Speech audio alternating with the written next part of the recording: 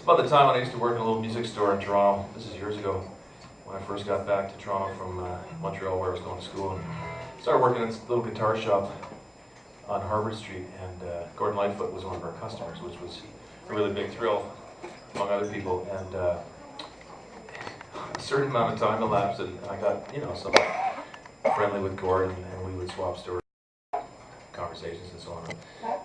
There's a whole bunch of stories I could tell you. I gave him my record once, and he didn't have a CD player, so he asked me to dub it on cassette and so on. Anyway, the story I'm going to tell you is about how he told me the scientific properties behind boiling your guitar strings. And he'd been doing it his whole career. He apparently had learned it from his first lead guitarist, Red Shea, who has some family here tonight somewhere. Back in the day when they used to travel in a station wagon, Gordon, Red, and John Stockfish, the bass player, they would stop in these little motels at night and get a pot of boiling water going on a hot plate, and they would take their strings off and coil them up and boil them. Now, for those of you that don't play the guitar, the reason, the idea behind this is that you would clean the sweat and the dead skin and so off, and give them new life, And when you're poor and you're starting out, it makes sense to me. But Gordon did this. I think he doesn't do it anymore. That's another story. But anyway, he one day, I asked him. I said, Gordon, can you explain to me about boiling the guitar strings? And he said, yeah, okay, here you go. Take them off the guitar one at a time. Coil them up in a nice tight little coil. Get a pot of boiling water going. Get a pair of tongs. You got some tongs, Jason? You don't want to boil, you just burn yourself. So you drop them in the pot. 7 minutes on a good rolling boil. Get your tongs, pull them up, let them cool for a minute or two, uncoil them, lay them out on a Scott towel, let them dry overnight. In the morning, coil them back up. He says, I put a piece of red electrical tape on there. That way I know they're red hot.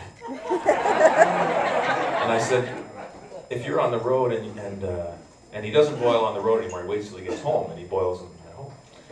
And I said, what do you do if you're on the road and you have to take the guitar strings off in the hotel? He says, well, I'm going to use a piece of blue tape. Reminds me I got to boil them.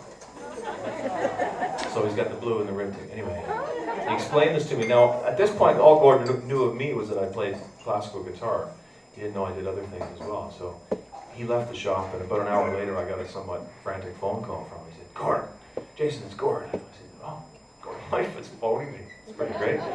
He says, I just got to tell you, you play that classical guitar. You can't boil them, they'll melt. Be of nylon, I said, yeah, I assumed that was the case. But the next time he was down, I have to tell you this, Coda, he brought me a set of boiled acoustic guitar strings, which I still have at home with red tape.